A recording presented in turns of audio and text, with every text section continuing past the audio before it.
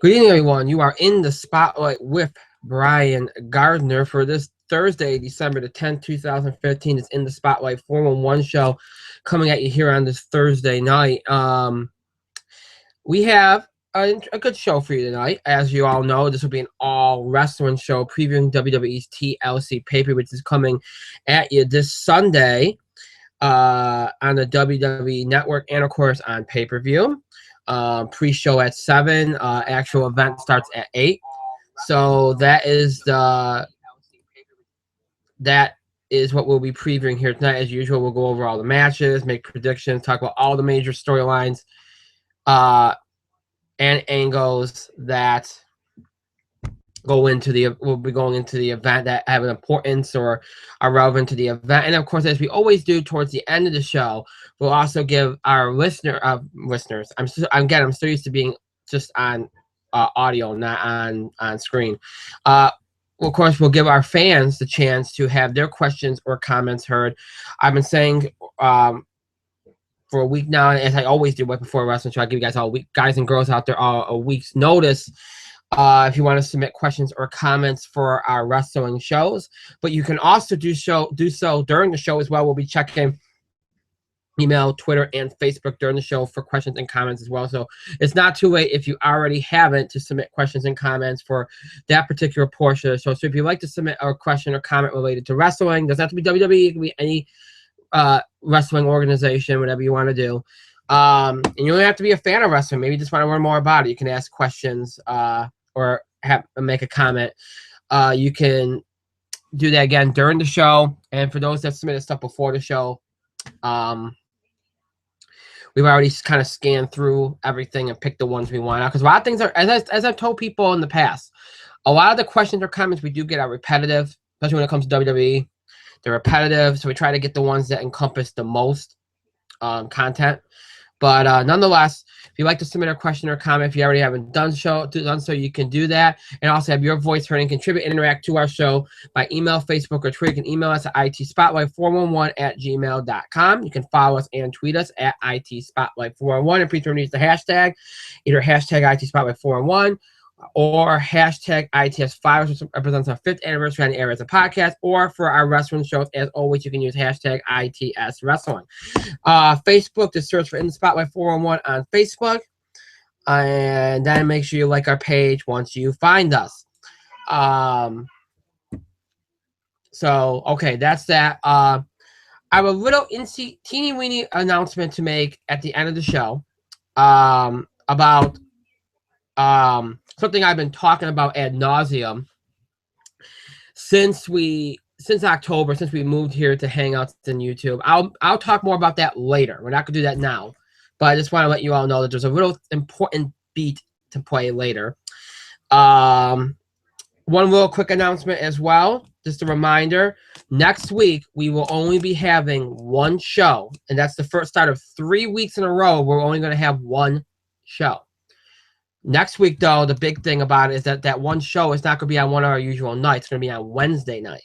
So make sure you note that. Our only show next week will be on Wednesday night, broadcasting live here on Google Hangouts and on YouTube at 8 o'clock p.m. Eastern Time.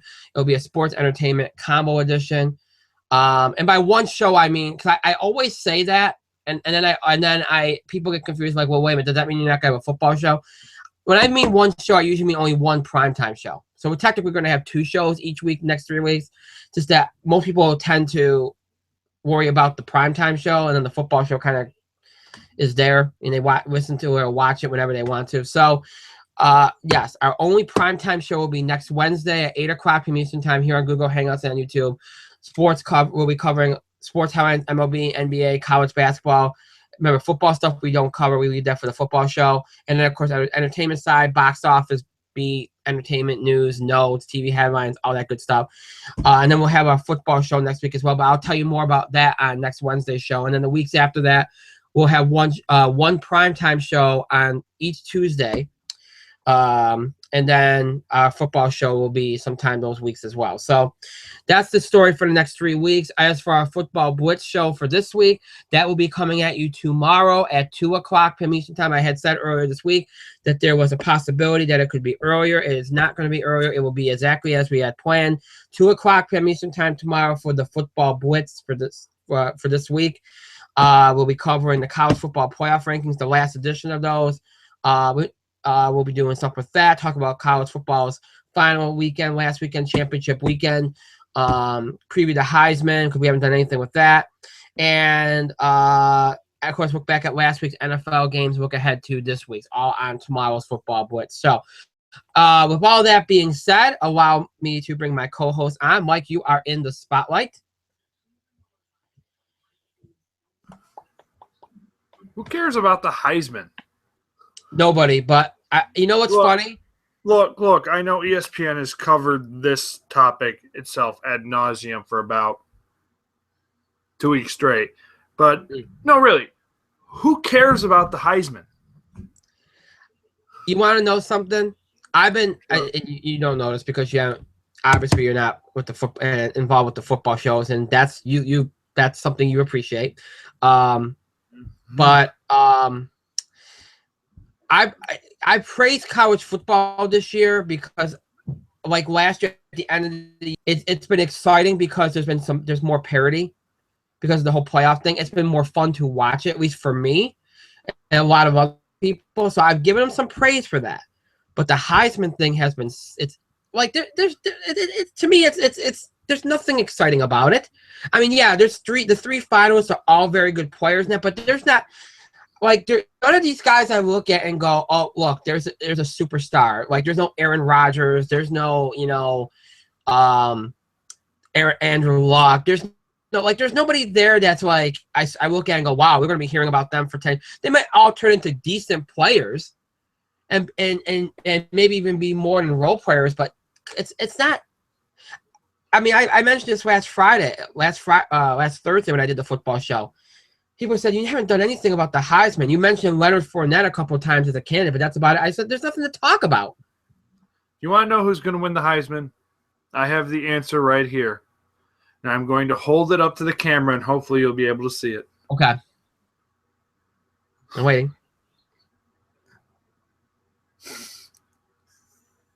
Do, do, do, do.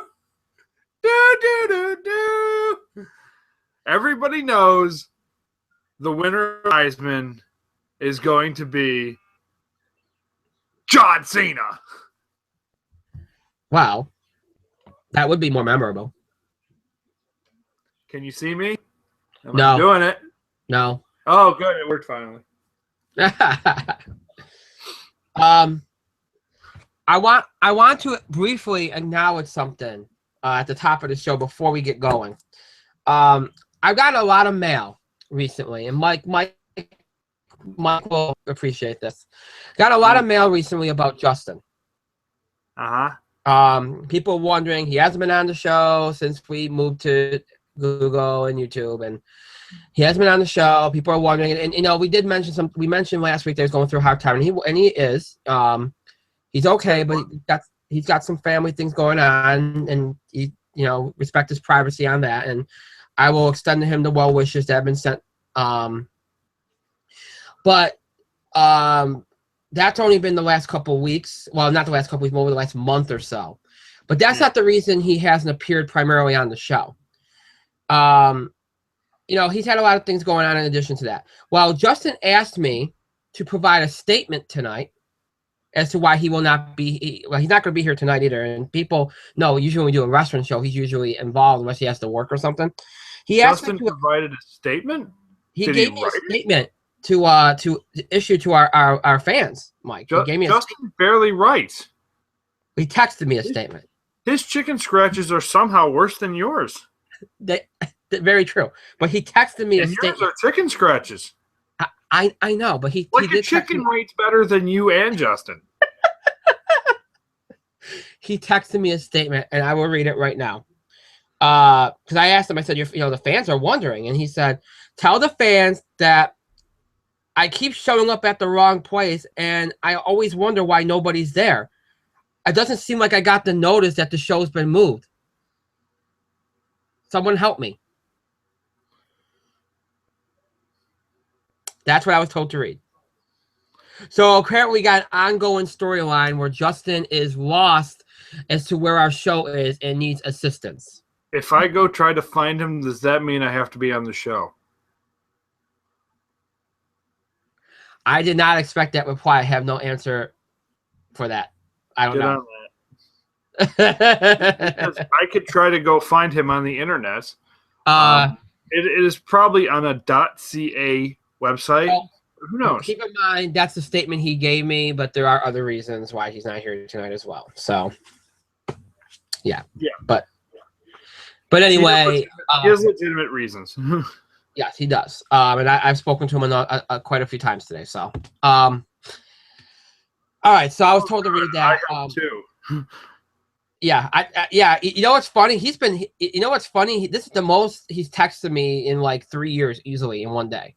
To be honest, it is. You know what's funny? All of you guys were texting me during a very important phone call today at work. It was all about Christmas. Sorry. That's all right. You did it too. I didn't realize that. Well, you can't blame us. We didn't know that you're in the middle of a phone call. But to be fair, I can't really talk about it either. So no, well, okay. I wasn't going to ask you to, but let's just say it had a lot to do with a very important subject. That it was a really serious thing, and that serious thing was Domino's fucked up my pizza order. I demanded extra cheese and pepperoni, and they only gave me regular cheese and pepperoni. Those motherfuckers need to pay.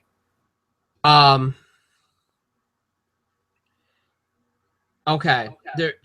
Now, before we get started, another thing I want to mention before we get started, this is on a completely different note, on a somber note. I want my pizza. Okay. He wants his pizza. On a completely different somber note, and more important than anything we'll discuss here on the show today, and anything we'll talk about on the show today, this is especially, well, it's relevant in a lot of ways, but for all of us locally, this is a big loss. Today, Dolph Schayes passed away, who was a 12-time NBA All-Star. He's been battling cancer. He's 87 years old. He was a coach in the NBA, playing in the NBA, top scorer, big-time rebounder, All-Star game selections 12 times, played for the Syracuse Nationals here, member of the Basketball Hall of Fame, played his entire career at the Nationals and the Sixers. Great player, and he lived around here. Great player again, and just for a Syracuse basketball around here. Back when they had the Nationals around, that he's a big time figure around here. So it's a horrible loss. I think his son mentioned it this morning on ESPN radio on a radio station. He mentioned it, but. He was 87 years old, and he lost his battle with cancer. So our condolences to Dolph Schayes' family, friends, and loved ones and fans. May he rest in peace. It is indeed a tragic loss, and he just a tremendous player, great coach, great man. So, Mike, you have anything you want to add? Dolph Schayes, excuse me, was one of the most legendary figures in Syracuse basketball. Dolph Schayes, when you make a list of the greatest Syracuse basketball players of all time, Dolph Schayes is on it. In terms of Syracuse sports figures, Dolph Schayes is one of those guys at the top of the list. I mean, we've got Dave Bing, we've got Carmelo, we've got Jerry, we got Dolph Schayes. We got Pearl. We got Derek, and we got all these other guys. Dolph Schayes was a titan at Syracuse. 87 years old, a life well lived, one of the NBA's 50 greatest, I believe he was at the time, one of the NBA's 50 greatest players of all time. He's a Hall of Famer. I believe he's a Hall of Famer. He should be. If he's not a Hall of Famer, then, well, fuck you, NBA. But he was one of our greatest players. He was a titan of the Syracuse sports, kind of like the professional sports arena here. And 87 years old, a life well lived. Thank you, Dolph Schayes. Rest in peace. Agreed. Condolences to his family. Very much Agreed. Okay. All right. So as I mentioned in the open, it's an all wrestling show. We're gonna be previewing WWE's TLC pay-per-view. And look, there's there's not. We're probably gonna go over this card incredibly quickly, and we're gonna do some questions and comments too. And a lot of the questions and comments, as I mentioned, and people can continue to submit during the show as well. But so many of these comments are going to be about the state of the company. There's been a lot of talk about WWE and how bad people think it is. People are writing letters. Triple H acknowledging a conference call by NXT today. It's starting to get a lot of traction that the company has got a lot of issues. So a lot of our questions are going to kind of divulge into that, and you know what, that's fine. I kind of expected it, but at the same time we're going to cover other topics too. So those of you out there that expect, I know a lot of you sending a lot of questions in regards to that particular topic, the state of the company. We're probably going to pick one or two and then let them include all the content that people have been saying, because so much again is repetitive. So keep that in mind, because there are other topics to discuss too in regards to WWE and other wrestling organizations as well. We want to make sure we cover and not just leave it to one big ticker thing, which is a state of the WWE kind of thing. So, all right. So, of course, as we always will do, we will start off with questions and comments come later. We'll start off with the matches themselves. As far as I know, there probably will be a pre-show match, but there is not one yet, right? I don't know, probably not. I'm looking at the cards right now. I do not see one. It might be announced sooner than later, but it's not announced yet. Right. So I expect it to be announced. There'll probably be some random thrown together thing. There's always the potential they add Ryback Rusev to the card. They could do that, or Ziggler Breeze again. And one of those matches could end up being the pre-show. And if we get, I'm not going to talk about matches we don't know we're going to get, okay? I'm only going to talk about the matches that are confirmed. So keep in mind, those kind of matches could still be added or some random thrown together match. So we'll just focus on the ones that we know are announced and are definitely on the show. And we'll start off with a match that really has one purpose and one purpose only behind it, and it's Operation Give the Wyatts a Win. The Dudley Boys, Tommy Dreamer, and Rhino, who made his return this past Monday night on Raw, versus the Wyatt family in an 8-man elimination tables match. I will start this one off, I guess. And as I said, this is an easy match to kind of decipher. This is Operation Wyatts Need a Win, because the Wyatts, they had to have Roman Reigns go over at Hell in a Cell, which was the right call. And then, you book the Wyatts versus The Undertaker at his 25th anniversary. You all know what's going to happen there, despite what everybody wanted to happen. Well, not everybody, but yes. Despite what some, rest in peace, Paul Bear. Despite what some people wanted to happen, which is Bray going over Undertaker, if they're going to do that, it's not going to happen at his 25th anniversary at Survivor Series. And let's face it, all four of those people knew they were going to be wrong anyway. Yeah. There were some people who thought the Wyatt should go over, and all four of those people were wrong. Right. Because everybody and their mother wanted The Undertaker to win, and they just need to get over it. And you know what? What really makes me laugh is they did protect Bray Wyatt. He didn't take the pin. No, Luke Harper did. Yeah, which is why they had it be Luke Harper, not Braun Strowman. So, they protected themselves there. Bray Wyatt, Bray Wyatt took a pin to Roman Reigns, but that feud went on for 6 months, and the Wyatts and Reigns all came out of that just fine. Yep. And the Undertaker feud, Luke Harper took the pin, so nobody got really hurt by that either. So it's not, I don't think the Wyatt family and Bray Wyatt are in dire straits here, but you know what, as far as credibility goes, but you know what? It's nice to give them a pay-per-view win, and that's what this match is designed for. Yep. It's a filler feud to give them through December and give them a win on a pay-per-view. And, you got the ECW guys there just for nostalgia and everything. And, I don't expect it to be it's an elimination match. So it's going to be a fun little spot fest match. It's going to be a kind of like a throwback for a lot of the guys. And it's going to be a lot of fun. But the Wyatts are going to go over here because that's the whole idea behind the match. And it's probably going to be Tommy Dreamer that gets pinned. There's no pin. Well, not pin, but, it's a tables elimination match. Right. It's you probably have to put it through a table to eliminate him.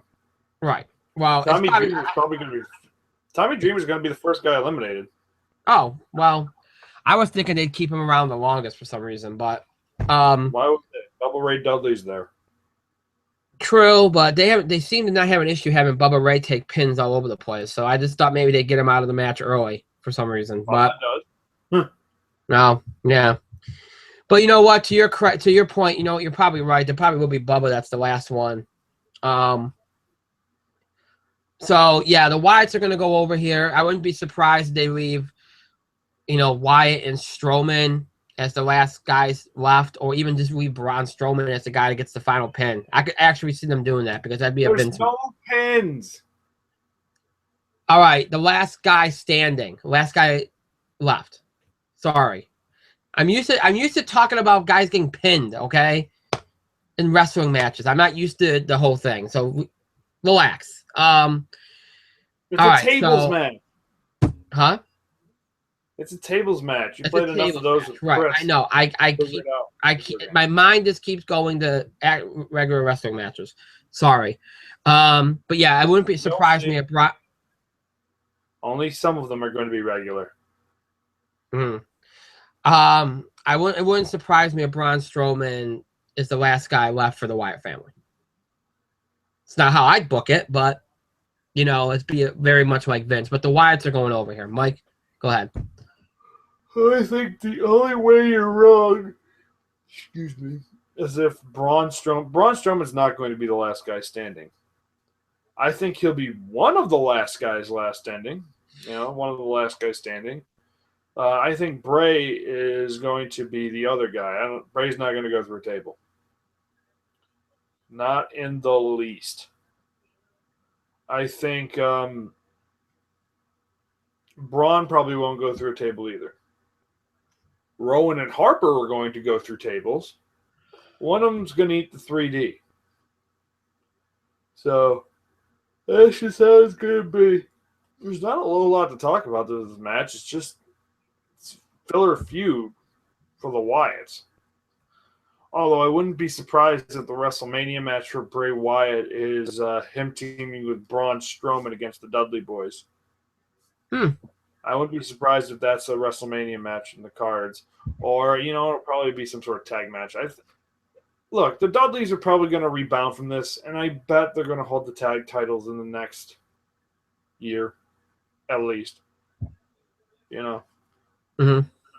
But it's just a match to give Bray Wyatt and the Wyatt family easy win on a pay-per-view. And it's a tables match. You have to put your opponent through a table to eliminate them. And Rowan and Harper are probably going to be eliminated for the Dudleys, by the Dudleys. And one of them is probably going to eat a gore through a table. Other than that, the Wyatts are going to win. There. Can we move on? Yes, we can. And yes, folks, I realize you don't get pinned in a tables match. I just kept forgetting it was a tables match for some stupid reason. All right, next matchup on the card. I think pretty much the rest of the matches are title matches, I believe. Yep, they are. All right, United States Champion Alberto Del Rio versus Jack Swagger in a chairs match. Mike, you get to start that one. You know what? There is a strong possibility Jack Swagger wins. Hmm. There is a very strong possibility Jack Swagger wins. They're probably going to reunite the Real Americans here. The Zeb Coulter Del Rio experiment ended, and which was sad because I really kind of liked them getting traction together. I thought they were cool. However, the creative didn't. Long the short, creative didn't. But then again, creative doesn't know a lot. So what else is new? I can see Del Rio maybe eating a fluke win here. Maybe Swagger rolls him up. Del Rio stays strong and stays vicious after this, but I could see Swagger getting a fluke kind of win here. Just to kind of keep him like relevant. They're going to reunite the Real American. Swagger can carry the title for a little bit here and there. And if John Cena comes back and wants to steal the U.S. title immediately, well, beating Jack Swagger is not going to be super hard. We're going to get a nice, we're going to get a nice 15 to 20 minute match where John Cena busts out an immediate AA after about 20 minutes and wins. So, with that being said, Alberto could win it. But I think I'm gonna tentatively pick Swagger, just because it might be interesting if they go down that route. They'd have Zeb kind of screw Del Rio, like they distract him, chair shot, roll up, boom. But other than that, all signs point to Alberto. I'm going to tentatively pick Swagger here. So, what's interesting is, a couple weeks ago they started building up this match, this feud. I don't know, and we're all like, "Oh wow, Jack Swagger getting TV time," and I didn't think Swagger had a chance in hell of beating Alberto Del Rio because of the guy went over John Cena clean to get the title. In less than 8 minutes. Yes, in less than 8 minutes. And look, Alberto is an upper mid card main eventer guy. I mean, they've always treated him like that. But then last week happened where they broke apart the whole Mex America thing, which apparently creative was down on, and a lot of people were. I didn't realize how many people hated that angle.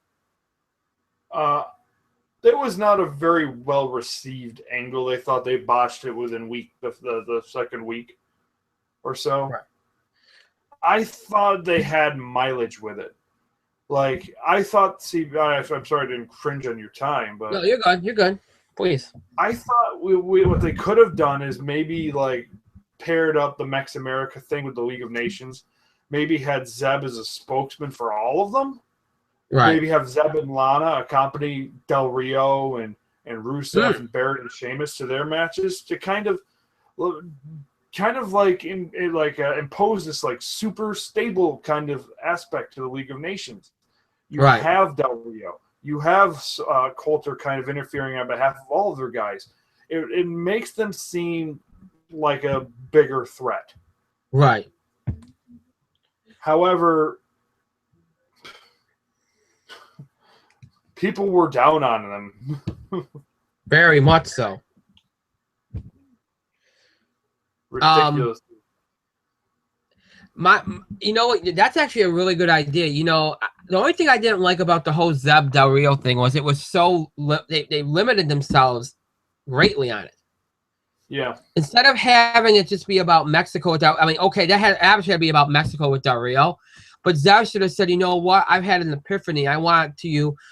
It's not about just the USA. He's trying to bring all these companies together and trying to change the world and its policies. Like, make it about something bigger than that. That way, like you said, you could have involved him with the League of Nations, and it's about him trying to bring all these countries together in whatever way he deems fit. Exactly.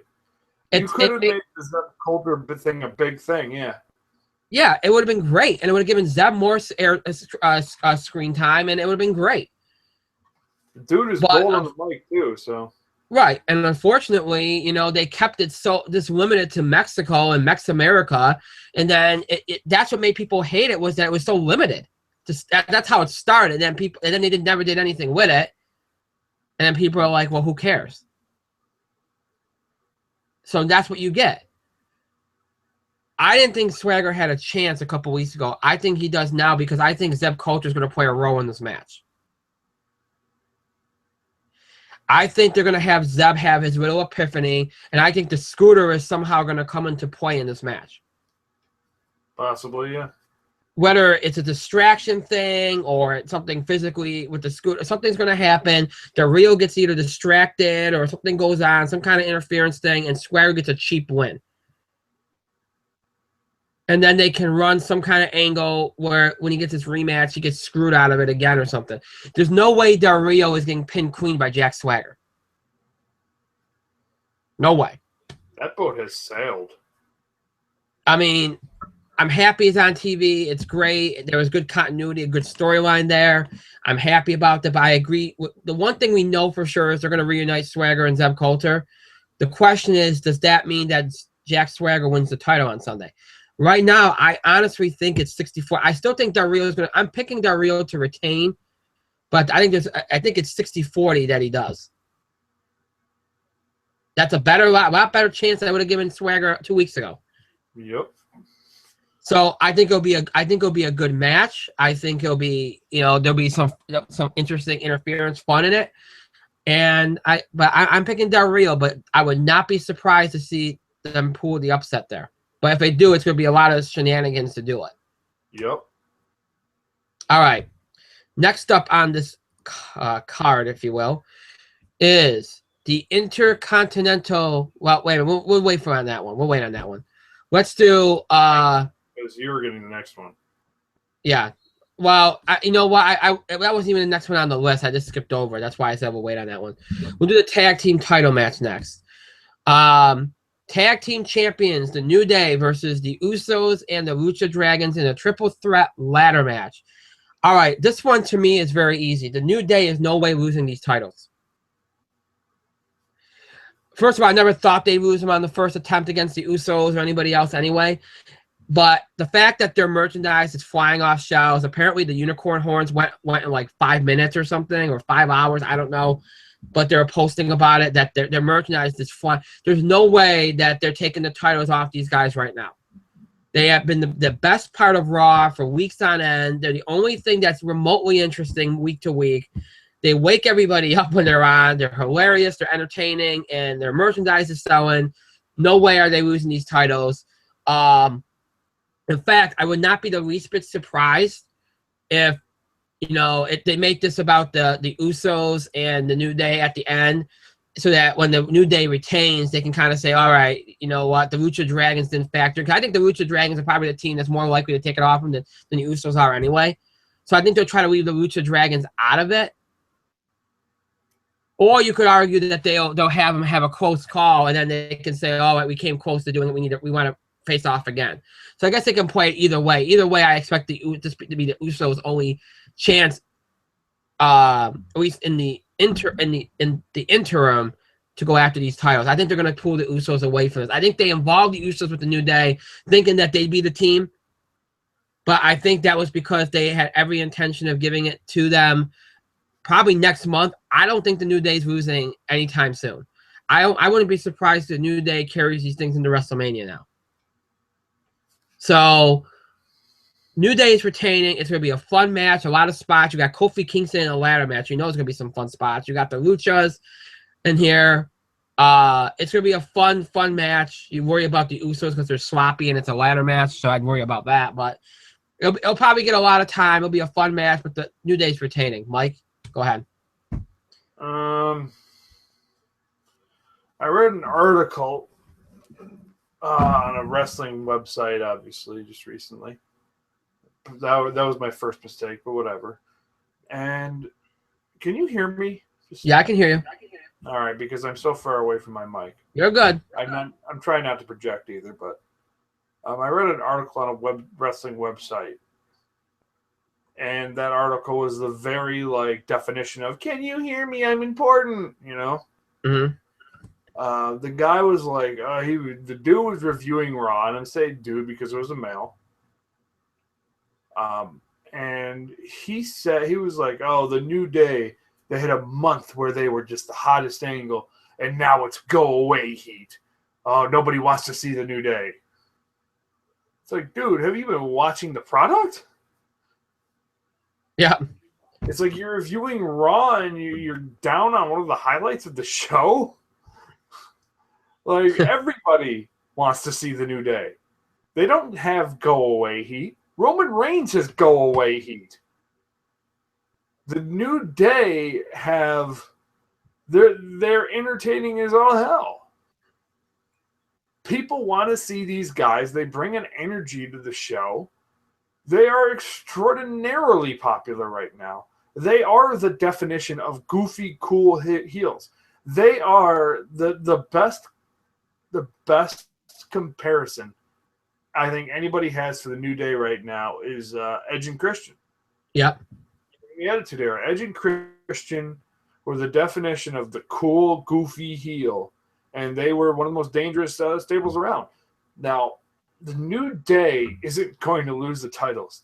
I think if the New Day stayed kind of cold, maybe they were out. Maybe they probably would have dropped the titles to the Dudley Boys at Survivor Series. Right. More than likely, they would have dropped the titles to the Dudleys. However, they got to be one of the hottest acts in professional wrestling. However, everybody kind of figured, well, they're just keeping the titles warm for the Usos. And then the Usos come back kind of cold. It's like, oh, the Usos are back. Oh, the Usos are back. And the Usos start acting more like heels than anything. Yeah. Why are we supposed to root for the Usos? They're like, yeah, beat him like he stole something. Why are we supposed to root for that? If I forgot what Uso was talking, instead was talking at that point, but if the other Uso just beat him up because Xavier was taunting, that's fine. That's the face taking. He can't take any more of the heel antics. That's classic pro wrestling. Right. If the other Uso had just shut his mouth, that segment would have been way better. And I think at that moment, everybody kind of figured it out that the Usos were not going to be winning the tag titles anytime soon. They really aren't. They're going to get an opportunity at Royal Rumble, but let's face it, the New Day is going to be carrying these tag titles through WrestleMania. Not through WrestleMania, into WrestleMania. I think that's where they drop the tag titles. It might be the Lucha Dragons. It might be to another team. Who knows? But I think the Luchas are the best bet. And currently, heck, it could even be the Dudley Boys. Yeah. The Dudley Boys winning the tag titles at WrestleMania for the 8th time might be their receipt, their thank you for putting over the Wyatts and the New Day during this period. Right. And that has happened before, and I wouldn't put it past Vince to do it again. Right. And, a couple, and A. Dudley, I'm not going to say which one, Bubba, is probably going into politics for that anyway, Bubba. So it's a possibility it will be the Dudley Boys at Mania. It's a possibility it could be the Lucha Dragons, but I'm going to tell you who it's not going to be. It's probably not going to be the Usos. But here, very much definitely, I believe it's going to be the New Day retaining. And just to your point about the Usos, this is not the first time they've acted like heels. They did that last year in the Cody Goldust feud too. Yes, you mentioned that on Monday, and I agree with you, and I still agree with you because why are we supposed to root for the Usos over Cody and Goldust? We like Cody and Goldust. Right. Actually, Cody and Gold and Stardust. Right. But hey, who's so crazy? Yeah. All right. Next match is the Intercontinental title match between the champion, Kevin Owens, And Dean Ambrose, Mike? This match is designed to give Owens a win. In fact, I feel bad saying this, but there's not a lot of heat on this match. And look, Owens being out last week, it didn't help. It was necessary. Like, you can't have a dude with the flu go out and wrestle. I mean, it's happened before. But I'm sorry, I'm staring at James Franco as Tommy Wiseau. Have you seen the picture? No. It's really good. I have now. Yeah. Yeah. Okay, I see what you're saying. It's impressive, but It is. what else is impressive is like this feud. Even this feud really didn't have a whole lot of heat going for it. Now, again, I haven't seen SmackDown yet, so maybe they got some heat back on in that contract signing. You know, I'm hoping they might have got a little heat back in that contract signing, which probably what happened was like the second thing on the show. However, you know, Monday when everybody, you know, is watching, they didn't do anything. You know what I mean? They didn't do anything. Mm-hmm. They had Owens go over Ziggler in a really, really, really good match that didn't have a bunch of heat. Well, it had some heat on it, but it didn't have like a lot because they were just waiting for something to happen. And then pop up powerbomb 1, 2, 3, Owens wins, and it was a really good match. And then you have Ambrose come out and offer popcorn and throw popcorn in his face and soda in his face. That's not a way to get heat on your match. So I don't understand what they're like really doing here. Mm. I am hoping. I'm checking Twitter right now. That's why I'm kind of, you know, stopping and starting. I'm hoping that they are they put some heat back on SmackDown, but they should have had it on them, you know, Monday.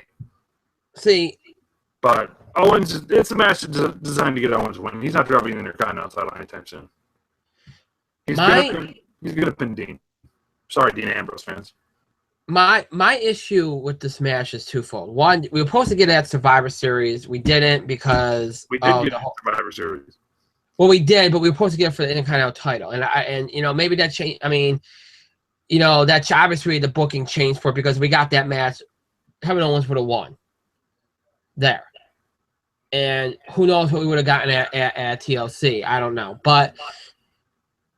My issue with this match, the biggest issue I have with this match, and I think you mentioned what happened on Monday night. Now they had Owens can't help that he was out for a week. That's nobody's fault, you know. There's nothing there.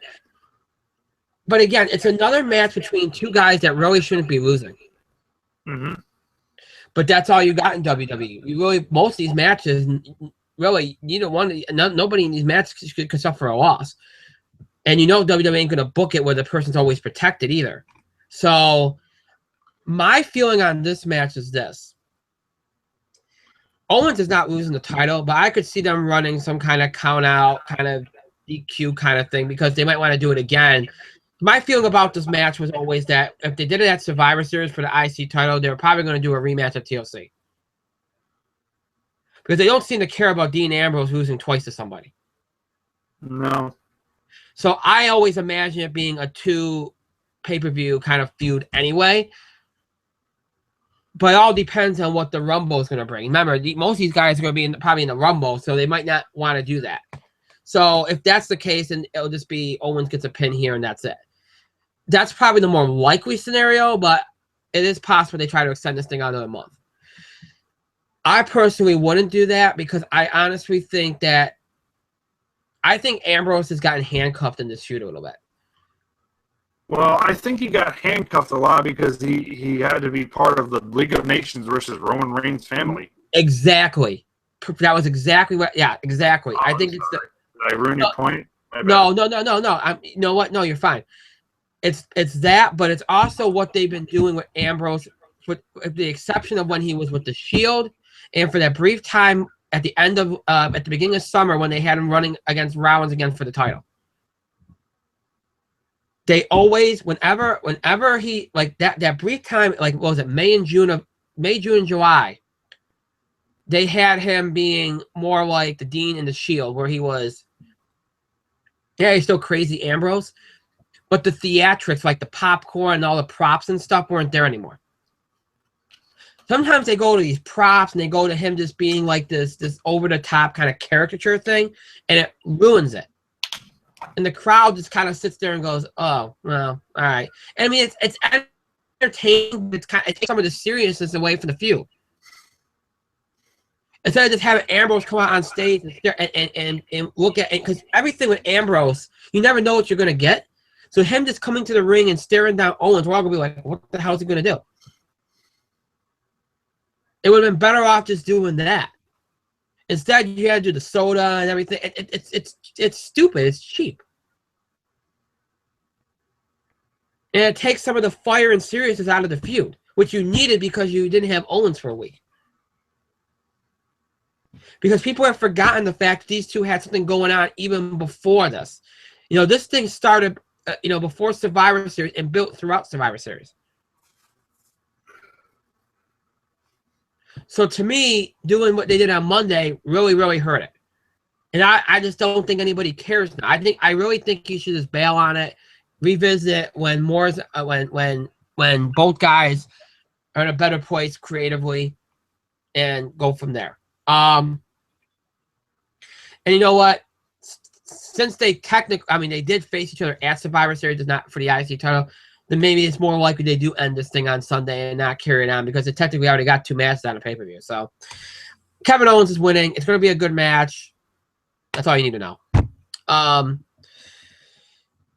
Next up on the card is the Divas Championship match featuring the Divas Champion Charlotte, who I imagine Ric Flair will be in her corner, versus Paige. I'm going to be honest with you. I'm kind of disappointed because I heard they were going to make this a ladder match, and I guess they ruled against it. I also thought for a bit that they might add Becky to the match just to kind of extend this thing out a little bit. But maybe because they kind of just started, the Charlotte kind of turn, and the Becky stuff just kind of came in at the latter half of this build. Maybe they decided just to wait until the Royal Rumble for that, which is fine. Either way, it's going to be a good match. I'm very interested in especially what they've done with Charlotte because that almost has proven Paige right in a lot of ways. I've seen some people advocating that they should have Paige's mother stand in her corner during this match. I wouldn't be against it, but it'd be kind of random to just have it happen at the pay-per-view. They should have introduced that part of it on Monday, but I don't know who's going to win this match. I know. I think it's going to be a good match. There's a part of me that thinks that they're going to use Rick to kind of complete Charlotte's turn. I don't think Ric Flair is going to be Charlotte's manager where he comes out every week. I think this is just a temporary thing. I would not be the least bit surprised if Rick cost Charlotte the title and then you get a segment where either on the pay-per-view or on Raw Monday, she kind of slaps him and that fully completes her heel turn since they're apparently going to go there. I could see that.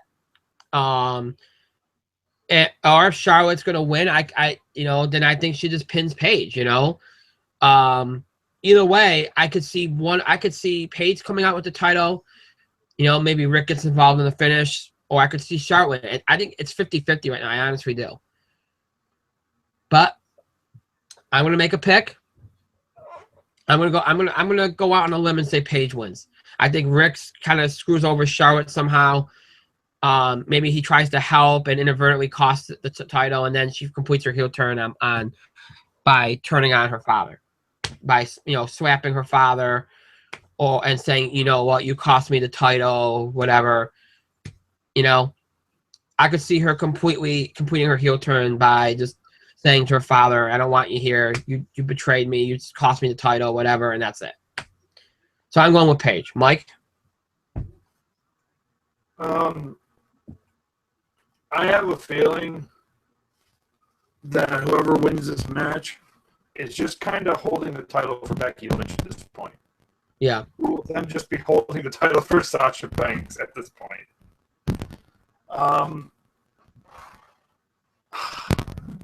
Look, there's a Paige versus Charlotte feud, and the only person who is likable in it is Becky Lynch. Paige is acted heelish and is getting cheered because she's Paige. Charlotte's getting booed because people kind of want to boo her. At this point, she's like a natural heel. So I don't know what they even do here. 50-50. I think Paige loses just to kind of cement the heel turn, but they kind of protect Paige again. And I think that Charlotte probably loses it at the Rumble in a triple threat match. They're going to probably rush Becky Lynch in there. Yeah. And then from there, I think Becky's probably going to take the title and carry it to Mania, where there's probably going to be a multi-diva match. You're going to have where it'll probably be Becky dropping the title to Sasha Banks, which is the end. The entire end game for this entire diva thing, this entire Paige and Charlotte heel turn, the entire end game for this whole feud is to get the title on Sasha Banks. The fact that Charlotte and Paige are inconsequential at this point is an accurate statement. Because at WrestleMania, the woman walking out of that match with the title will be Sasha Banks. I feel like Becky Lynch is probably going to carry it into WrestleMania because she's the only solid face right now in the division, other than Natty, and they've buried Natty kind of. Natty isn't around a whole lot. Becky's the only face diva who gets screen time. So I feel like Becky Lynch is probably going to be the one who takes it off of Charlotte to kind of culminate that story, and then they're going to kind of keep everybody around the title, just so you can have they're going to have like Team Bad saying, "Well, we're the ones who stay together. We have a shot at it." And Paige and Charlotte, who should probably stay around the title, say, "Hey, we should have a shot at it." And Brie Bella, who shouldn't be near the title at this point, will probably say, "I'm a Bella twin. I should have a shot at it too." So I feel like it's going to be not Sasha. I feel like Charlotte's going to win here, just so they don't have to give Paige an unnecessarily short title reign. I think Paige is going to win the title in the next year or so. But I don't think she wins it here. I think this is like a 51-49 kind of thing. I think Charlotte wins cheap to really kind of cement the heel turn, and then she gets a whole month to be a heel, and then I think she drops the title to Becky Lynch to cement that story, because I think that story is going to demand some sort of resolution. So I'm going to go with Charlotte. Well, and whether or not Paige's mom is is there or not is really isn't consequential. It'll be a nice moment. I think Scott Hall's the one that's kind of pushing for it. So that's Well, I don't blame her. I don't blame Scott Hall for even pushing it, because it's a good idea. It's a very good idea. But I would only have her there if Paige is going to win, because if Paige is going to win, if Paige is going to lose, she shouldn't be there. Right. So. I think either way, though, whatever happens, I think you're getting a triple threat at Royal Rumble with PCB, with Paige, Charlotte, and Becky. Either way. Yeah. All right. Next match, and the final match, I believe, it's going to be a complete clustered mess. We all know that because they're going to go out of their way to protect the Mr. Reigns. But that match Reigns is between the WWE World Heavyweight Champion Sheamus and Roman Reigns. It is a TLC match for the WWE title. Mike, you get to start. What do you get when you have a main event consisting of a cold champion and a face everybody boos? Oh, God. You have TLC. Therein lies the $1 million problem. And I think I described this to you on Monday. Look, it was okay for Sheamus to drop a couple matches. The problem with that is Sheamus lost so many matches between when he won the case to now that when he wins, it's everybody can believe he can lose. He's not this badass guy you tried to rebrand him as.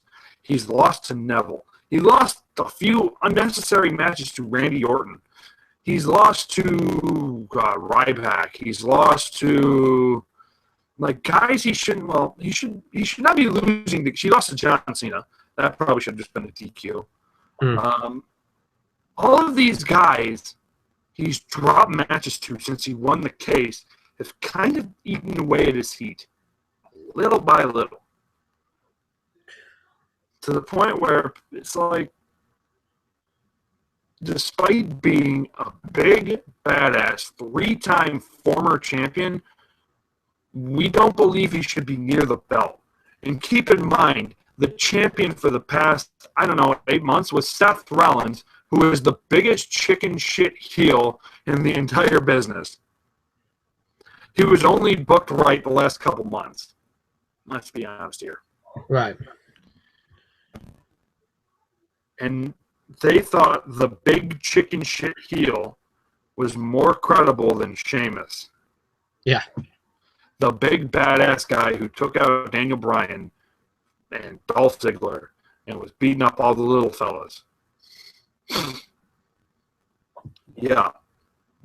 So here we have a problem because Sheamus lost a lot to the point where he's not that believable yet as a champion. And you have to put a bunch of mid-card heels, mid and upper-card heels around him to kind of help perceive him as a threat. Whereas you've got Roman Reigns, who is the guy you've ruined. You've ruined him at this point in time. You rushed him right in the title scene. You put the title on him. All of the work that he and Bray Wyatt did, getting all of the heat back on Roman Reigns, all the positive face heat on Roman Reigns was literally undone in one night. He was cheered until you put him near Seth Rollins. The thing with Roman Reigns is he shouldn't have been anywhere near Seth Rollins for Survivor Series. He shouldn't have been anywhere near the title. He is a slow burn. You have to rebuild the fans' trust in him. You have to rebuild the fans' desire to actually want to see him win the title. That's it. You shoved him down the fans' throats so quickly that you've created an aversion to the guy getting the title. Yep. You created an aversion to the guy being 25 feet near the championship. And here's the other thing. Survivor Series. He's in the tournament. Dean Ambrose, Kevin Owens, Alberto Del Rio. All three of these guys had more face heat than Roman Reigns. Including Alberto Del Rio, who was getting go-away heat for his Max America thing. Yeah. The one guy who should never have touched the title at Survivor Series was Roman Reigns. Go away, Heat. Because now you rushed him, you saw the opportunity, you rushed him right down everybody's throats, and you had him go over Dean Ambrose, who had just beat Kevin Owens, who look, everybody would have said, we're okay with Dean Ambrose or Kevin Owens. All right. He beats Dean Ambrose, beats Alberto Del Rio. Not in that order, obviously, it's the reverse order.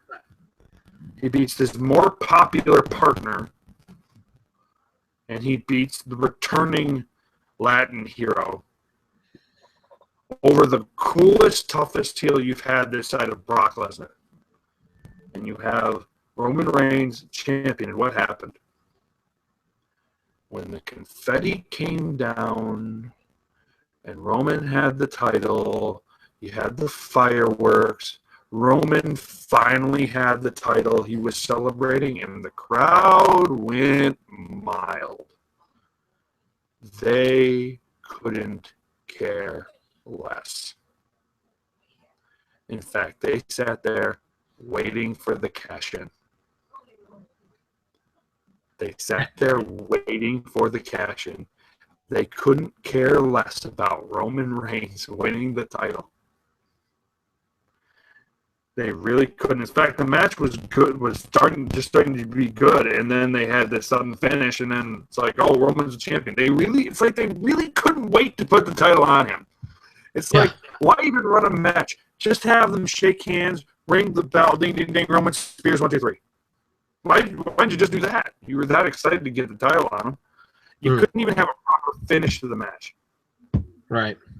Roman wins the championship. The crowd goes mild. Some people cheer. Most of them boo. Half of them are sitting on their hands. That is not the visual image you want for your new crowned king. The next Cena. That is not the visual image. That is not the audio reaction you were hoping for. So you have Triple H come out, try to salvage a segment. He spears Triple H, crowd goes mild. When you can't even get excited for Roman Reigns spearing one of the biggest heels in the company. So WWE did the only thing they could do. They put the title on the cold heel. And I'm going to tell you right now, Sheamus is going to win. There's going to be huge-ass shenanigans. Both of their factions are going to interfere. Roman is going to lose. Roman is going to lose to Sheamus. Because I will tell you this right now. If Roman Reigns wins the title at TLC, he is going to drop it immediately to Brock Lesnar. 100%. Because here's the thing. Roman Reigns is not going to be anywhere near the title after this. Roman Reigns is not even going to be wrestling for the title at WrestleMania. Roman Reigns is going to be shuffled down the card a little bit. Sure, he'll be Roman Reigns, but his feud at Mania is probably going to be Triple H. But if he somehow gets his hand on the title at this pay-per-view, he is dropping that title so fast to Brock Lesnar at the next pay-per-view, it's going to blow your mind. Yeah. And you will have a combined title reign of a month and 5 hours and 5 minutes. Yeah. That's it. Sheamus wins. And that leaves some WrestleMania plans alive. Maybe you get Sheamus versus Ambrose for the title, or maybe you have Sheamus drop the title at some point to Brock Lesnar or Kevin Owens for their theorized match. Has been all the rage. So there you go. I'm done talking about it. I am picking Sheamus to win. I'm a homer for the guy. This is no surprise. I've been a Sheamus fan for years. And usually I pick Sheamus to win all these matches. Right. But I think in this case it makes sense. There's no reason why Sheamus should lose to Roman Reigns. Well, His faction's going to win. in this case. So Sheamus to retain the title. Well, here's the thing. If they're, considering how much they insist upon, Vince McMahon insists upon forcing Roman Reigns on us, he's certainly not going to have Roman Reigns get his hands on the title firmly at a pay-per-view like TLC. So, Roman Reigns is not winning on Sunday. Okay? It's a no DQ match. It's a TLC match. You're going to have, like Mike said, you're going to have both factions involved. Both are going to get involved. There's going to be shenanigans. Roman's going to be beaten, and Sheamus is going to retain the title. It might be a cool match. Sheamus is a good brawler. If they make it into like a brawling kind of match, and with the spots they can do, with the tables, ladders, and chairs match. So it could end up being a cool match, but the result to me is never going to be in doubt. And you know what? To Mike's credit, he brought up a really interesting point, and he also addressed the question one of our listeners had about Sheamus, about the fact that, if they were, I think everybody's used to the Money in the Bank winner being treated like absolute garbage. Okay, we've seen that happen time and time again, but it wasn't even so much that he was losing matches, because we've seen that before. It was the fact that he was barely on TV. He was barely on TV, and when he was, they threw him, and granted, it ended up leading to the League of Nations thing, but I don't think that was even planned. They threw him in with Wade Barrett and Rusev just to get something to do, because they had nothing for him at all. He had no screen time at all for like a good month. So that's how you know that none of this was planned. They probably weren't even having Sheamus cash in anytime soon. Remember, the original plan that was bandied about on the internet was that Sheamus was going to cash in at Hell in a Cell on Rollins. Somewhere along the way, that idea changed. Along with a lot of things. Triple H, Rollins, a lot of things, okay? It's not even so much about the matches. They didn't have anything for Sheamus to do. He didn't do anything meaningful. He was just tossed in there as filler for weeks. So when he comes out, the crowd's like, we didn't even get the constant teases. We had that tease. Once Sheamus had that tease at Night of Champions, that was it for Sheamus until he went and cashed in. They made it Sheamus an afterthought. Now, when his heel turn first occurred, he had a lot of heat. Why? Because of the whole new look. Because he took out Daniel Bryan, because he took out Dolph Ziggler. People are all upset. They're like, oh, he had heat, tons of heat. And as the summer went on, more and more, he lost that heat more and more. And then he didn't have anything for him to do, and then that was it. So now he just gets the "you look stupid" chance, and that's about it. Mike's right. You have a cold heel, and you have a face that nobody wants to see near the title. And nobody's going to want to see this guy near the title for a long, long time. If you gave him something good to do after the Wyatt storyline, and I recognize that with Rollins, as soon as Rollins got hurt, you probably would have had Reigns in the title picture. Reigns should not have won the title. I don't care if it was for 5 minutes or not. He should not have won the title. Because I know what WWE's doing. You know why they did that. They did that because they want you to feel bad for him. They want you to follow him like on his journey. Oh, he held the title. He was at the top of the mountaintop, and it all came crashing down. Here's the problem. Nobody cares. You're not even using him against the Authority. You had that going for you. You were teasing Roman Reigns versus the Authority. At least then they probably would have cared a little bit. The Authority has been completely taken out of this, and now it's just the League of Nations versus Roman's team. And nobody cares because there's no credibility. You're not building a journey. You're just throwing things out there and seeing what works. You rushed it. And the crowd is telling you, but you're not listening. I'm going to talk more about this later. They just don't listen. They hear Roman start to get good reactions. They're like, oh, okay, we can do it now. No. Let it go for a little bit. What you could have done is keep up this trend and build it to next summer and see where you're at SummerSlam. Maybe then you run it. Keep on the trajectory that you were on following the Wyatt program. But they didn't want to do that. They wanted to rush it.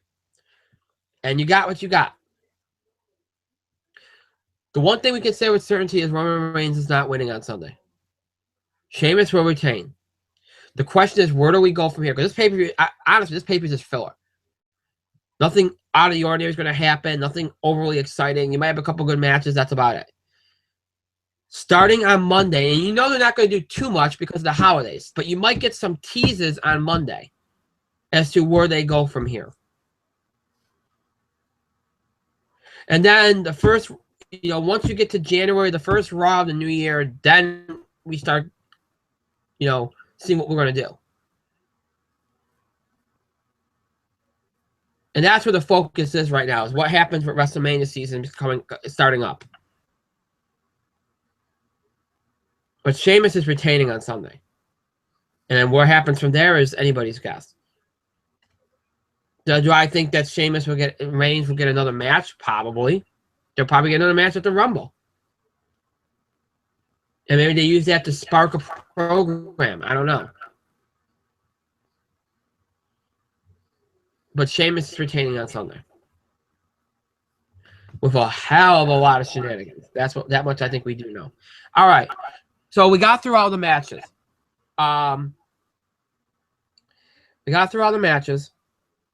So let's go on to some questions. I want to get a couple of different topics outside of the whole WWE is doomed talk, okay? All right, let's do this one first. It was recently noted that Sting is going to need neck surgery to repair the damage done to him during his recent run. It's related to stenosis, which is usually a sign that a wrestler's career is not very long for. Hang on a second. It usually means that a wrestler's career is coming to a close. There you go. What do you guys think the WWE should do about the Sting situation? Do you even bother to bring him back? Do you maybe involve him in some other way, or do you think that they'll just settle for having him for one more match and see him right off into the sunset? Mike? Sting. Specifically, I think Sting, they'll probably try to get one more match out of him. Because the thing with any stenosis surgery, and look, there has been guys who have had the stenosis surgery, but it's a temp fix. It's just so they can kind of get back in the ring fairly quickly without real thing. Like, here's the thing. Randy Orton's, we're going to talk about him in a minute. They're comparing Randy Orton's surgery to Edge. They're comparing Sting's surgery to John Cena when he had neck surgery a couple of years ago, was literally back the next day. Right. But then again, John Cena is a mutant, and he's got these weird-ass healing powers. Sting is 56 years old. Yeah. Sting is 56 years old. You're going to be extremely lucky if you can get at least one more match out of him. And you need to get at least one more match out of him. And that match has to be against The Undertaker. It has to be against The Undertaker, and that only ends one way. But that being said, could they involve him in other ways? The answer is yes. If you ever are tired of the authority and you need, let's say, a face kind of general manager to take over for a while, Sting could do that. Sting could be like the Oliver Queen from Mayor. He could be Oliver Queen as Mayor Oliver Queen. Right. It's possible. It's doable. And it's probably what you should do. Yeah. If you want to involve Sting in the long term on screen, he would be a decent general manager. He's done it before. He can do it again. But if I'm WWE, my option is to have Sting wrestle his one more match and then allow him to ride off into the sunset. Excuse me. Because he's had a good career. He's 58 years old. He's 50, what, 56, 57, 58? I said 56, right? Yep. His career is coming to an end. I think the one regret, if I'm WWE, that I have with him is that I didn't commit fully to Sting. I know a lot of it might have been his decision. He had a lot to say at how he was booked. But I would have insisted that he might maybe win the title. I might have insisted that he maybe beat Seth Rollins on a roll-up and kind of have a WWE Championship credit to his name. He got a fluke win, and then you kind of he has to vacate the title. Yeah. That's what I want to see. Night of Champions was the only other time during Rollins' reign that I would have advocated he lose. The other time was Money in the Bank. Right. Should have lost to Ambrose. Once he didn't lose to Ambrose, he should have lost to Sting. Right. But Sting will be back for one more match. Because, look, they're comparing it to Cena's. He's not John Cena, but that surgery will probably only keep him out for a little bit. He should be at WrestleMania. Not the next one, but maybe the one after. Yeah. Again, he's 50. He'll be 58. You got one more match with the dude. I think you're 100% right. I think they're gonna try. I mean, I think they're gonna still hang on to hope they can have him for this year, but I don't think that's gonna happen. I know why they would want him for this year, but I don't think that's gonna happen. I think he's gonna do one more match. I'm not convinced he'll be with The Undertaker because that's something that's just back and forth. But I'm convinced he'll do one more match. And then, we'll see. Maybe he will do something. If they ever get away from the Authority, I can believe it. But I don't think they're going to. So, but yeah, I mean, it is something, it's something serious enough where that you can't wrestle very much longer. But it's not something that I'd imagine will prevent him from doing one more match. Especially if it's with somebody like The Undertaker. I mean, you don't put him in a ring with Brock Lesnar. Nope. But you could if you put him in the ring with somebody safe and you don't run too many risky spots, then you could get away with it. Yeah. And to your point, you brought up Randy Orton. That's one of the questions in our inbox here. Randy Orton is going to be having 2 surgeries, not the reported one. The second surgery, in addition to a shoulder surgery, will be a neck fusion surgery, which automatically raises a lot of red flags as to the longevity of Randy Orton's career. He's done everything he can in WWE, and really it seemed like the company was losing interest in him already prior to his injury. What do you see as the future for Randy Orton, and do you think that Randy Orton might decide to hang it up without ever stepping foot in the ring again? I think we'll see Randy Orton in the ring again. I think we're going to see him wrestle again in the next year or so because he's going to get a send-off. The thing with Randy is that surgery he's getting is the same one Edge got, or apparently similar to the one Edge got. It's a temporary for a performer.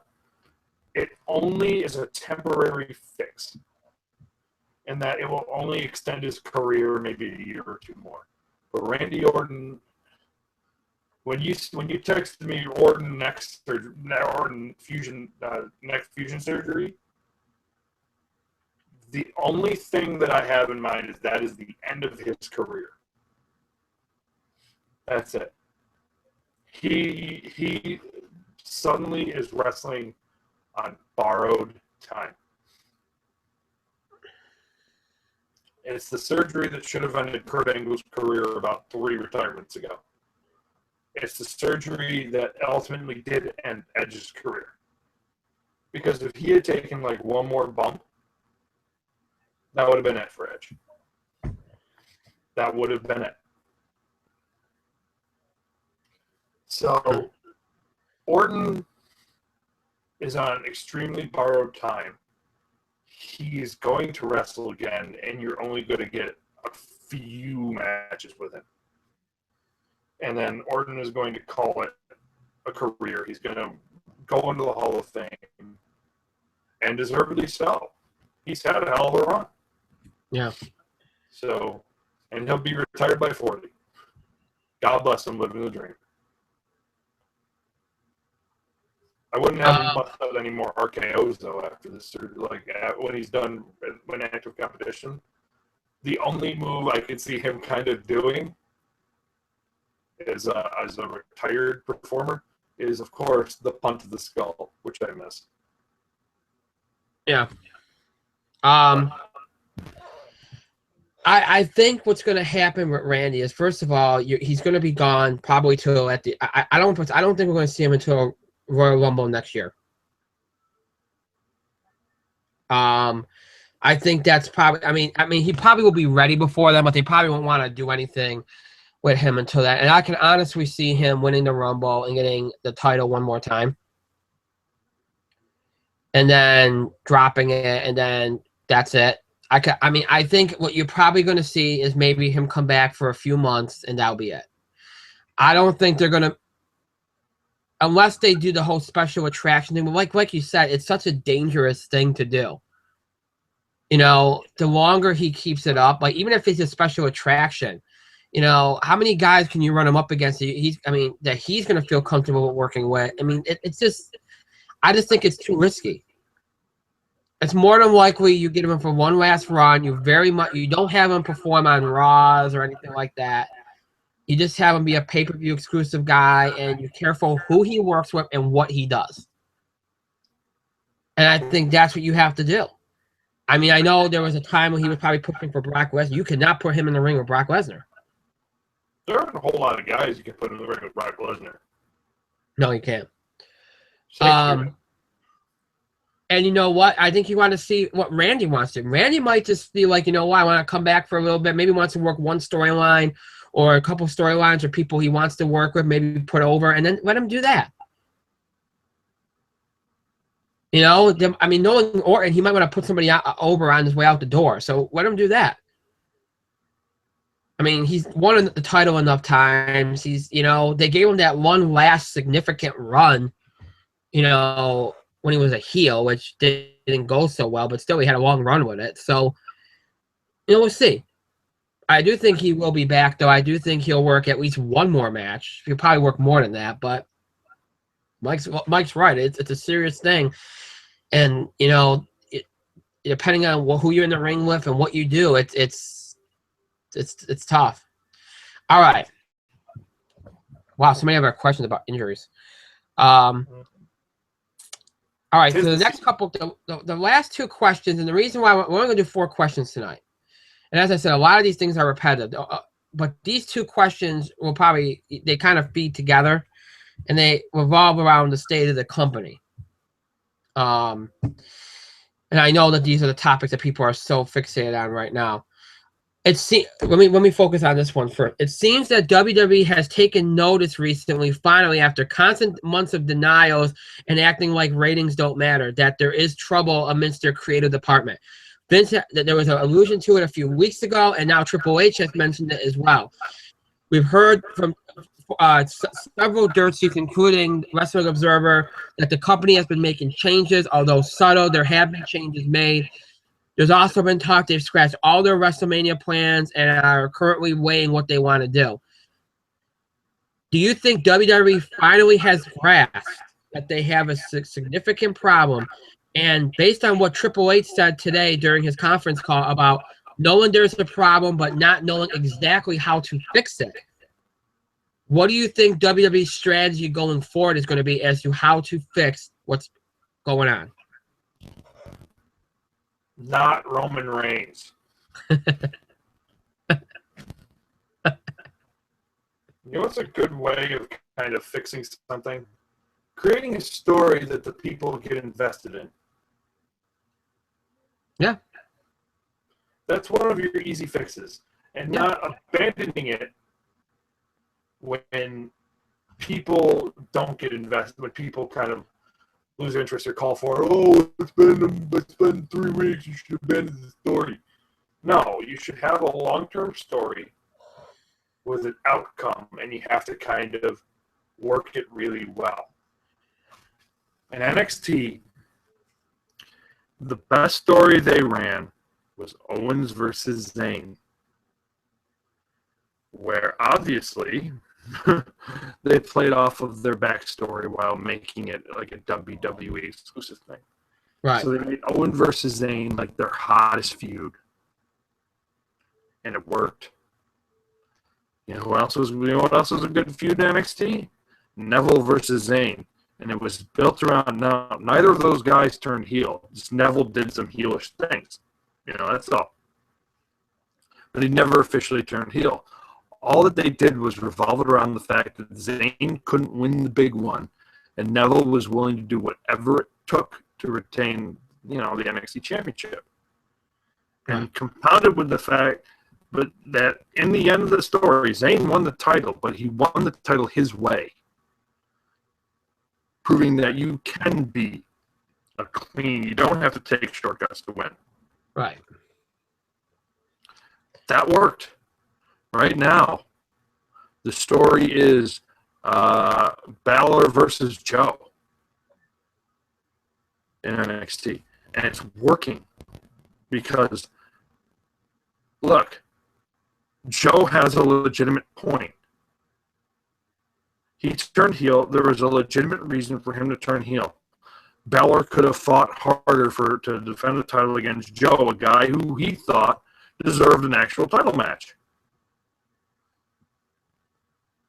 But Balor wouldn't really fight Regal on it, so he just kind of said, "Let it alone." That's what General Manager Regal said. So it was like live and let live. And Joe's like, "You could have fought harder." And right now, he earned a championship match because, well, he essentially forced Balor's hand. It was a very smart way of doing something like that. And they did a fantastic job with it, 100%. And that story is pretty convincing. Right now, let's see, the other big matches were like, what, Bayley and Sasha. That was a huge feud. Worked out well in the end. Then you had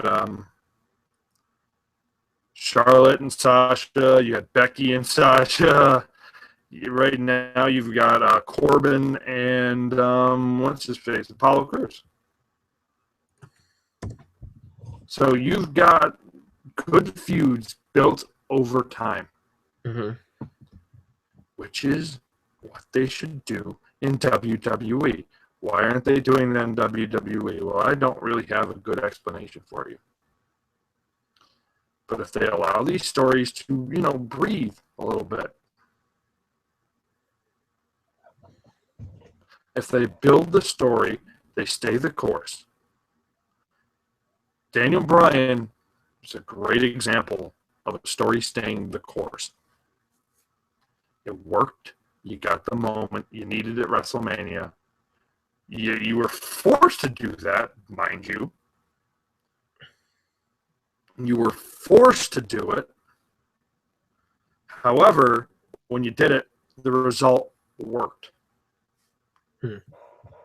So, I don't know. My answer is stay the course on storylines. My answer is not push Roman Reigns, because that's definitely not what you want to do. Right. But it's push, and it's listen to the fans. Yeah. Listen to the fans. We like this guy. We don't like this guy. Right. And I'm aware that fans are fickle. I'm aware that they could turn on the drop of the dime, but look who they're cheering. They're cheering Cesaro. They're cheering Dean Ambrose. They're cheering for Kevin Owens. I'm not saying you should turn all of those guys' face. Right. We're cheering for certain guys, and you're saying, no, you want to cheer for Roman Reigns. Right. What do you think was going to happen? Right. Anyway. My thing is this, okay, and I apologize. Next question that we're going to do, I'm about to kind of just throw it out there, so I apologize. The next question we were going to do was, do you think that the main problem with WWE is they're investing too much in Roman Reigns? Do you think that's the reason why they're in the state that they're in? No. And my answer to that question was going to be yes, and here's why. You look back at as As soon as they started committing, now this is Vince, okay? And this is all about Vince. As soon as Vince deemed Roman Reigns the next guy, everything has gone to crap in this company. Because everything he's done, every single feud, every single thing he's done has been designed to, in some way, manipulate the audience or get the audience behind Roman Reigns. Last year's Rumble, for instance, that I have never seen something so meticulously booked to benefit one person in my life. They had every other face that was getting cheered in that match get unceremoniously dumped out of the ring by Big Show and Kane. Only so that Roman Reigns could get his big moment with The Rock, which the crowd crapped on, and rightfully so. Daniel Bryan, you build him up, you bring him back, a month's worth of like, oh, this could be another Cinderella story again, and what do? You have him go out 12th. So that he's not around for the end of the match when you pull this Roman Reigns garbage. And then you run with this damn thing all the way to WrestleMania only to get bailed out by Seth Rollins. And then you get away from it for a while. And as soon as you get away from it and you put Roman in a good feud with Bray Wyatt, guess what happens? All of a sudden, you know what was interesting? The best months of Raw this year, the best months in WWE this year, when Roman Reigns was with Bray Wyatt. And everything else, a lot of the other things on the show were better. We got the Cena Owens feud. We got the Divas feud. We got a couple of decent mid-card feuds going on. All of a sudden, everything fell into place. The rest of the company wasn't that bad. But then guess what happens next? We start looking at the future. And as soon as we bypass Hell in a Cell, and granted the company wasn't great in September, October, but it wasn't this bad. As soon as the Wyatt feud is over, we go back to Roman Reigns. And again, guess what happens next? Everybody else gets tossed away. We're not building anybody else up. Ambrose, all the other faces that were getting reactions are just essentially filler. And it's all about Roman Reigns. And what happens? The whole company goes down the tubes. So much of the energy has been behind Roman Reigns and getting him over because they're so desperate because they see Orton's hurt. And he's been on and off over the last couple of years. Cena, they know, even though Cena sticks around, Cena's not going to be doing what he's been doing. He's in the movies now. He's doing a lot of other things. They know they need to find somebody. What's really interesting is for years people have been telling Vince, establish the young stars. And he finally listens. But then when he listens, he decides, I'm going to go put everything all in on one guy at everybody else's expense. Because I need to find that one guy to carry on the Cena torch first, and then I'll worry about everything else later. Well, the problem with that is in your mission to find that one guy to fill Cena's seat, you've cost everybody else credibility. Which is why none of these guys in any of these feuds that you have going on can afford to lose. And then none of them have credibility. So yes, in a lot of ways, it doesn't come down to Roman Reigns. Personally, he didn't do anything wrong. It comes down to their obsession with getting this guy over. It's not working. I'll abandon it. Go get somebody the fans are actually behind. Because you know what the thing is, too, that with WWE? The one problem they've had in recent years is they see a guy get a good reaction. They don't strike when the iron's hot. They don't do anything about that. Sometimes you see a guy get a reaction. You know what you got to do? You got to change course. You got to say, you know what? We got to go behind this guy. The crowd is on his side. They did that with Daniel Bryan. They had no plans to do what they did with Daniel Bryan. All of a sudden, they noticed coming out of the Team Hell No stuff, Daniel Bryan's getting popped out of the building. We got to do something with Daniel Bryan. So they booked him in a big build-up thing the whole summer, building up to his big match with John Cena. He goes over. They almost derailed that, but they listened to the fans, and they put their support and their storytelling behind a guy the fans were already behind. So the fans embraced it because they were already edging towards that. You went along with your fans. You rode the wave. You had moments in the last few years with Dean Ambrose, with Antonio Cesaro. You had moments with, I'm missing somebody else here. Kevin Owens. You You've had moments with a lot of people, and you miss the boat all the time because you're so set on one thing, and you can't accept the fact that you're wrong. And that's the problem. It's almost like everything that they do, and this means Vince McMahon, Kevin Dunn, everything that they do is done to spite people. It's like now now they're doing everything in reaction to what everybody else is doing. Now they're like, oh, you know what? The crowd doesn't like it. They don't like it. Well, let's make them even. Well, you know what? That's not right. They should like it. This is the way it should be. They don't know any better. You're so stubborn. You want to be right so bad. You don't want to accept that you're wrong. And let's face it, if CM Punk doesn't walk out of the company, they probably don't accept that they were wrong about Daniel Bryan. It's the truth. So yes, a lot of this does come down to Roman Reigns, but a lot of it does come down to something Mike noted as well, storytelling. People want to be invested. They don't want to be manipulated. They want to be invested. Tell good storytelling, complex storytelling. Tell stories in the ring. Mike mentioned the Sami Zayn Neville match. There was that moment in the match where you thought Zayn was going to do something horrible to get that title. Or that Neville was going to do something horrible to hang on to it. That's compelling. And I know some people think NXT has kind of dropped off a little bit since Dusty Rhodes passed away, may he rest in peace, but it's still got much better storytelling than Raw or any other, or WWE in general, the main roster in general. You've seen people, everybody's got an idea about what's wrong with the company right now. Sean Waltman has said that the talent needs to start speaking up. The talent are a problem too. I know they're afraid, but some of these guys can speak up. And I mean that some of the guys outside the Shield guys, because they're probably the only ones that do. I think Owen speaks up. Well, he probably does, but he hasn't. You know what I mean. Like a Cesaro, some of these guys have got to take it upon themselves to do something. Yeah, it does sound like the New Day does that a little bit. Like, look, New Day, I think does it. Owens, I think does it.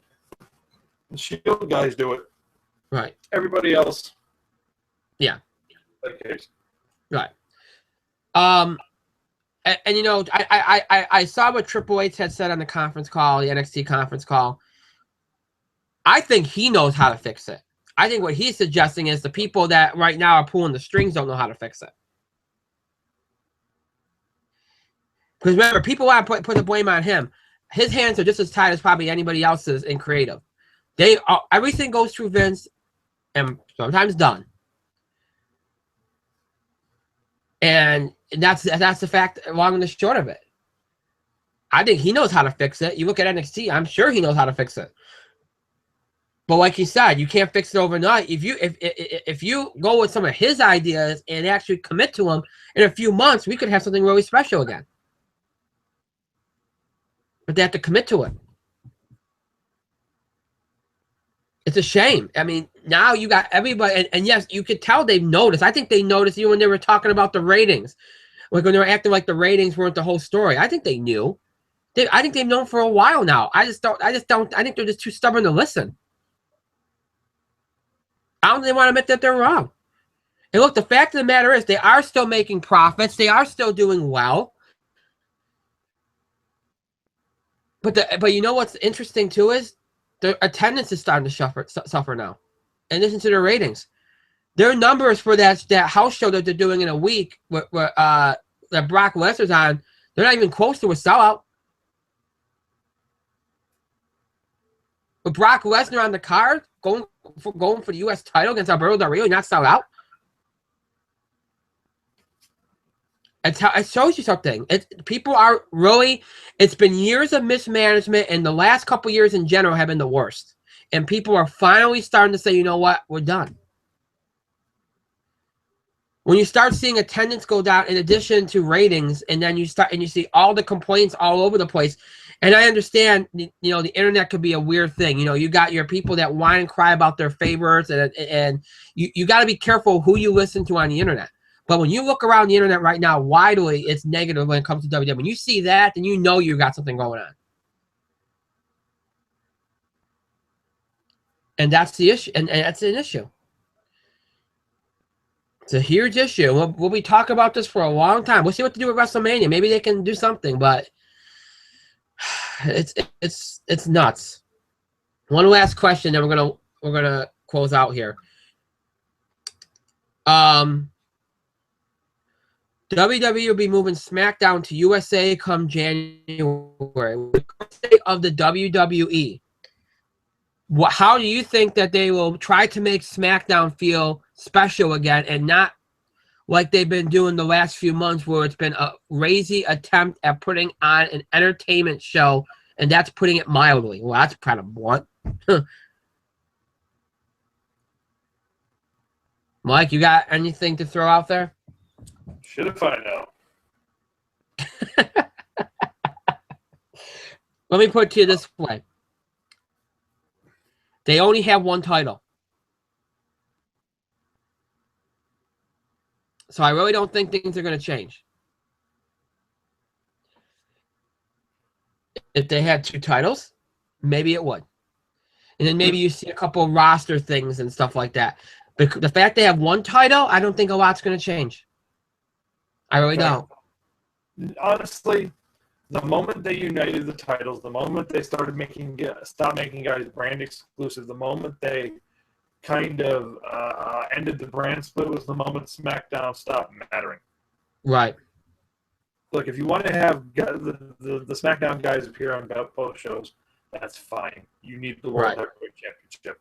Bring it back, or there aren't really too many other ways you can solve that problem. There aren't too many things you can do to really make it special. You want to make it important, make it important. Bring back the world title. And I've seen some people suggesting maybe you should just get rid of SmackDown, replace it with NXT, or make SmackDown all about NXT. Or I've also seen, Triple H was asked today about the whole 3-hour format, and he said that 3 hours is kind of rough. And a lot of people are speculating maybe they may, instead of 3 hours of Raw, maybe they have an hour of NXT and then Raw. And he said that would be complicated. So, it's not like they've thought about it. But see, a lot of that has very little to do with SmackDown. I mean, I guess you could maybe do something with SmackDown where it becomes more focused on NXT. I guess maybe you could do something with that, and maybe that gives it something. It's just sad because SmackDown for a long time, I remember there were years where SmackDown was looked forward to more than Raw. Yep. And now it's just like I think the last maybe 2 years, it's been like, who cares? I still remember that one time, I think it was a couple years ago when we were back on Talk Shoe on the show. I remember you read the spoiler about Alberto Del Rio winning the world title off a Big Show on SmackDown. Yep, that was awesome. And I think that was the last time. That was around the time it was SmackDown was slowly going down. And that was an awesome moment. Like, I think that was the last good SmackDown moment. It's just a shame. It really is. All right. That's it. We're going to close out. That's it for tonight. But as always, the show might be over. That does not mean you have to stop interacting or contributing to our show. You can continue to send in breaking news items and topic ideas you want us to cover related to sports, entertainment, or wrestling. You can give us suggestions, questions about the show scheduling, general feedback, reactions, or comments to things we talked about on the show, things we said, any of those things. Any of these things you can do, general questions, comments, any of these things you can do via email, Facebook, and Twitter. You can email us at itspotlight401@gmail.com. You can follow us and tweet us at itspotlight401. And please remember to use the hashtags, #itspotlight401 or hashtag ITS5, because ITS5 representing our 5th anniversary on the air as a podcast. You can also find us on Facebook. Just search for In the Spotlight 411 on Facebook, and make sure you like our page upon finding us. I teased a little announcement. I'll get to that in a second because it all dovetails together here. We encourage you to follow us on Facebook and Twitter for the latest show information, especially as it relates to scheduling. This announcement has to do with this portion of my little, spiel here. For the time being and until January, the only way that you'll be able to catch up on our show and, like after it's over, is here on Google Hangouts and YouTube. I've been saying for 2 months now since we debuted here that we'd have the whole Podbean thing and iTunes thing ready and up and ready to go. Well, there's been a change of plans. Now, I was told the other day that everything was ready to go. This is a change of plans on my part, not on their part. I made a conscious, creative decision. We are going to still do those. We are still going to do Podbean and iTunes. We're going to start at the first show of the new year when we do something different with our show. And I mean different in terms of something that I kind of want to do that I think is going to help us. But I'm not going to explain this tonight. We're not really changing the show. We're just changing the way it's kind of laid out and organized. So I'll explain more about that maybe next week or in the weeks to come as we approach January. Not right now, though. So because of that change creatively, I've decided, because, we're going to be if we're going to do some different things, I don't want to, I want to kind of differentiate and kind of, when we start putting things up and stuff, I want to be able to differentiate everything. It's I'll explain more in the weeks to come. So we're going to wait till we enforce these new improvements. So right now, the only ways you can keep up with our show, if you want to, check out any of our episodes since we debuted here on Google Hangouts and on YouTube back in October, which means the last 22 episodes, including this one, you will have to look for us here on Google Hangouts and on YouTube to search for In the Spotlight 401, and then you'll find our channel. You'll be able to access all our episodes since we debuted here on Hangouts and on YouTube. And again, in January, the first show of 2016, we'll have Podbean up and running and iTunes up and running for new episodes. And that I know for a fact because I already got everything maintenance and everything. So that will start with the first show of the new year. And with the holidays coming up, that makes sense to do it then anyway. So that's it. That's the announcement I want to make. So right now, Google Hangouts and YouTube is the only way to check out episodes you may have missed or catch up or rewatch episodes. So keep that in mind.